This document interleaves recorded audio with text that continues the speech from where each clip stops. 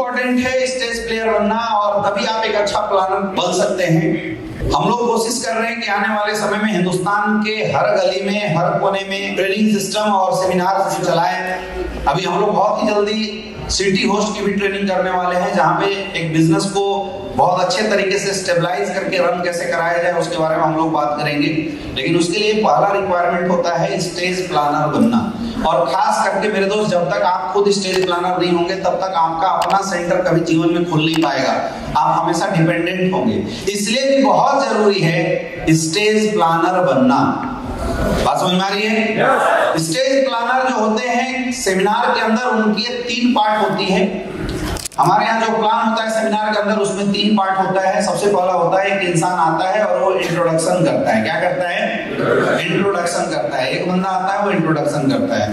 दूसरा बंदा जो स्टेज पे आता है वो करता है फर्स्ट प्लान। क्या करता है? First plan. तीसरा जो आता है वो हमारा करता है बिजनेस प्लान। क्या करता है? Business plan. उसके बाद जो वहाँ का जो बहुत सीनियर लेवल का लीडर होता है, वो सीनियर लेवल का जो लीडर हमारा होता है वो उसकी क्लोजिंग लाके करता है। तो स्टेज प्लानर का मतलब है कि आपको ये चारों काम आना चाहिए। इसमें से ऐसा नहीं कि कोई एक आ रहा है बाकी नहीं आ रहा है। आपको क्या है, ये चारों के चारों काम आने चाहिए। आपको एक बहुत अच्छा इंट्रोड्यूस करने वाला बंदा बनना है। दूसरा, आपको बहुत अच्छा फर्स्ट प्लान करने आना चाहिए। आपको बिजनेस प्लान बहुत अच्छे करने आना चाहिए। आप प्रोडक्ट के बारे में बात करें तो बिल्कुल एकदम कॉन्फिडेंट तैयार करो इसको। और जब आप क्लोजिंग करने जाए तो क्लोजिंग में क्या क्या पॉइंट अपने को माइंड में रखते हुए क्लोजिंग करना है, ये सब कुछ आपको सीखना है। तो आज और कल अगले 2 दिन तक हम लोग यही पूरी जो टेक्निक है एक अच्छे प्लानर का, एक अच्छे स्टेज प्लानर का, ये पूरी टेक्निक हम लोग सीखने की कोशिश करेंगे। मैं आपको डेमो करके दिखाऊंगा और आपको प्रैक्टिस करने का पूरा समय मिलेगा। लेकिन जब आप रूम में रहें तो अपना अपना एक पेज को आपको ले लेना है और उसको फोल्ड करके माइक बना लेना है, और जितना हो सके आज रात भर आपको प्रैक्टिस करना है। उस प्रैक्टिस में जो आपके सीनियर लीडर हैं, जो आपके डायमंड एंड अबव लीडर्स हैं, वो सब आपके साथ आएंगे। और मेरा रिक्वेस्ट है कि जितने भी हमारे सीनियर लीडर हैं, जितने भी हमारे डायमंड एंड अबव लीडर हैं, वो सारे डायमंड एंड अबव लीडर जो कमजोर है उनकी पर्सनल कोचिंग करेंगे, जिससे कि जो कमजोरी है आपके अंदर ये बोलने की वो खत्म हो जाए। बस आपने ये कसम खाना है, आपको इसके लिए प्रिपेयर करना है कि चाहे कुछ भी हो जाए, आज तब तक सोएंगे नहीं जब तक स्टेज के सामने हम बोलना सीखते नहीं। जब तक हम प्लान देना सीखते नहीं है तब तक आज रात को हमें सोना नहीं है। कितने लोग इसके लिए तैयार हैं? और मैं गारंटी बता रहा हूं, जिस दिन इस माइक से खेलना आपको आ गया मेरे दोस्त, आप डायरेक्ट सेलिंग इंडस्ट्री को ना ऐसे चुटकी में खेलोगे। ऐसे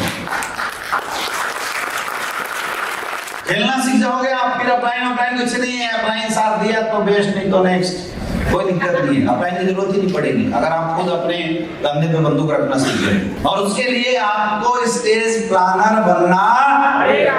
कितने लोग इसके लिए तैयार हैं? बनोगे? अपने आप को कभी कमजोर मत समझना मेरे दोस्त, कभी कमजोर मत समझना। आपने आज तक ठाना नहीं था, इसलिए आज तक आप प्लान नहीं कर पाए। आज से ठानोगे, कल से प्लान करना शुरू कर दो। कितने लोग तैयार हैं इसके लिए? तैयार हैं? बिजनेस हमारा डबल कैसे होगा? ऐसे ही तो होगा जब हमारी टीम में ज्यादा से ज्यादा प्लानर होंगे, ज्यादा से ज्यादा स्टेज प्लेयर होंगे, तो हम ज्यादा से ज्यादा लोगों को कवर करेंगे। यस या नो?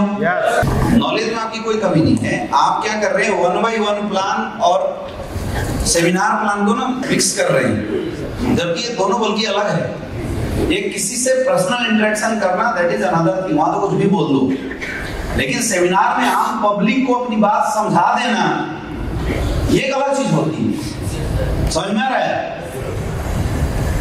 तो आप क्यों परेशान हो जा रहे हैं? क्योंकि आपने, मुझे लगता है कि कई दिनों से सेमिनार प्लान किया तो, लेकिन तैयारी करके आज तक नहीं किया। और ये इतना ज्यादा वेरिएशन इसीलिए आ रहा है। पहले तो एक बात समझो कि हम लोगों को एक अच्छा प्लानर बनने की जरूरत क्यों है। इंपॉर्टेंस को समझो, वाई, क्यों ये इंपॉर्टेंस है। माय डियर फ्रेंड, जब आपके एरिया में वेन्यू होता है, उस वेन्यू का मकसद होता है कि हम एक साथ 2 घंटे के अंदर वो काम कर दे जो 1 सप्ताह में हम कर सकते हैं। जैसे इस एरिया में अगर 10 सीरियस लीडर काम कर रहे हैं और डेली 5 प्लान करते हैं तो 50 प्लान करेंगे और पूरे सप्ताह के अंदर 350 प्लान करेंगे। उस 350 प्लान को करने के लिए हर लीडर को, पूरे 10 लीडर को डेली मार्केट में कम से कम 10 घंटा काम करना पड़ेगा, हाँ या ना?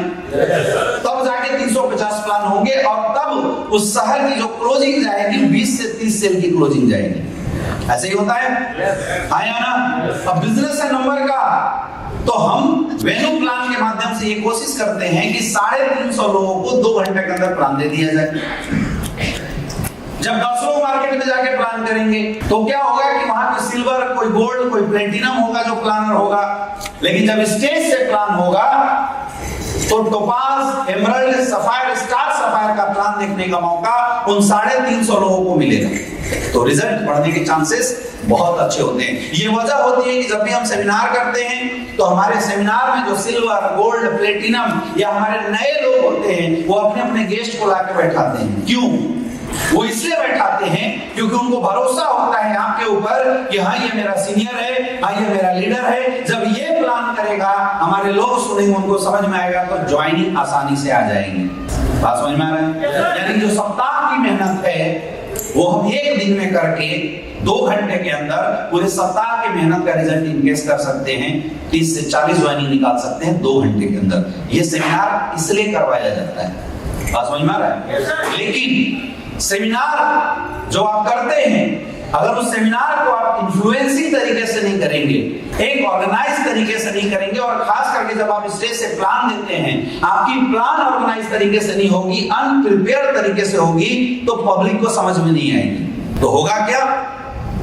सेमिनार के बाद भी जो वो लोग आए थे, वो लोग अपने गेस्टों का या जो जिन्होंने उनको इन्वाइट किया था उनका वो माथा नोचेंगे, उनसे बार बार समझने की कोशिश करेंगे। तो भाई तुमने फिर 2 घंटे का सेमिनार किया किस लिए था जब तुम कुछ समझा ही नहीं पाए, आया ना? इसीलिए बहुत जरूरी है, और खास करके जो सीनियर लीडर है इनकी रिस्पॉन्सिबिलिटी बनती है कि आप जब भी स्टेज पे चढ़े तो आप पूरा प्लान इतना बेहतरीन तरीके से तैयार करके जाए कि प्लान सुनने के बाद प्लान को लेके किसी के माइंड में कोई डाउट ना रह जाए। अगर आप ऐसा कर पा रहे हैं तो आप एक सही प्लानर हैं, और अगर आप ऐसा नहीं कर पा रहे हैं तो आप सही प्लानर नहीं है। आप क्या है, मैंने बोला लोगों को बेवकूफ समझो तो आप पूरा ही बेवकूफ समझ के बैठे हुए हैं। तो आपको जो मन करता है स्टेज पे खड़ा होकर बोल देते हैं, नहीं करना। ये आदत बनाइए आज के बाद कि अगर हमारा संडे को सेमिनार है तो सैटरडे के दिन वो तीनों प्लानर एक जगह इकट्ठा होकर मॉक प्रैक्टिस जरूर करेंगे। एक बार किसी सीनियर का वीडियो जरूर देखेंगे और पूरी मॉक प्रैक्टिस करेंगे। जब पूरा तैयारी हो जाए तभी स्टेज पे जाएंगे। ऐसा नहीं हो रहा है, ये वजह है कि आपके यहाँ सेमिनार चल रही है फिर भी रिजल्ट खराब है। आया ना? 250 टोपाज हैं आप, हर टोपाज अगर एक सेमिनार को संभालना शुरू कर दे और एक सेमिनार में अगर 50 गेस्ट को भी बैठाना शुरू कर दे तो 250 इंटू 50, आप समझ लो हर महीना 10,000 से ज्यादा लगभग प्लान होगा। यानी ये टीम 1000 सेल पर वीक डाल सकती है, जो ये टीम 1000 सेल डालती ही नहीं।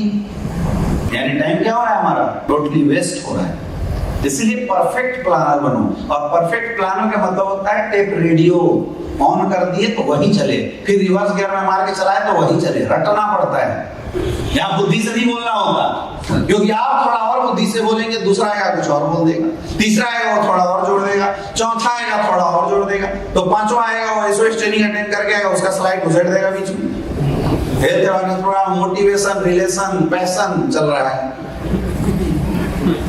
इसलिए इसको चेंज नहीं किया जाता। दूसरा, हेल्थ अवेयरनेस प्रोग्राम जो हम सेमिनार करते हैं संडे के दिन, उसकी एक और फायदा होती है, उस सेमिनार के माध्यम से कुछ ऐसे नए लोग जो नए ज्वाइन होते हैं, जब बार बार लाके same content, same plan, same dialogue सुनते हैं तो उनको याद हो जाता है। तो हमारे लोगों की दिन प्रतिदिन ट्रेनिंग भी चल रही होती है, सुन के याद होने लग जाता है। लेकिन आप 10 बार प्लान अगर 10 तरीके से करेंगे, 20 बार प्लान 20 तरीके से करेंगे तो किसी को याद होने वाला नहीं है। आपका टोटल जो 2-2.5 घंटा जो चल रहा है ना संडे का, वो टोटली वेस्ट है। इसलिए परफेक्ट प्लानर बनो। ऐसा बनने का परफेक्ट, और परफेक्ट प्लानर बनो, और परफेक्ट प्लानर अपनी टीम में बनाओ भी। जिस भी शहर में सेमिनार चलता है, हर सैटरडे के दिन जो तीनों प्लानर हैं, तीनों प्लानर का मॉक प्रैक्टिस जरूर कराया जाए, अच्छे प्लानर होने के बावजूद भी, और आपको अच्छे से तैयार जरूर करना है। तो सबसे पहले हम लोग तैयारी करेंगे हमारे प्लानिंग में सबसे पहला जो काम होता है वो होता है इंट्रोडक्शन। सबसे पहला पार्ट क्या होता है? इंट्रोडक्शन। इंट्रोडक्शन करने वाला बंदा जो होता है वो स्टेज पे जाता है, जिसको हम एंकरिंग भी बोलते हैं।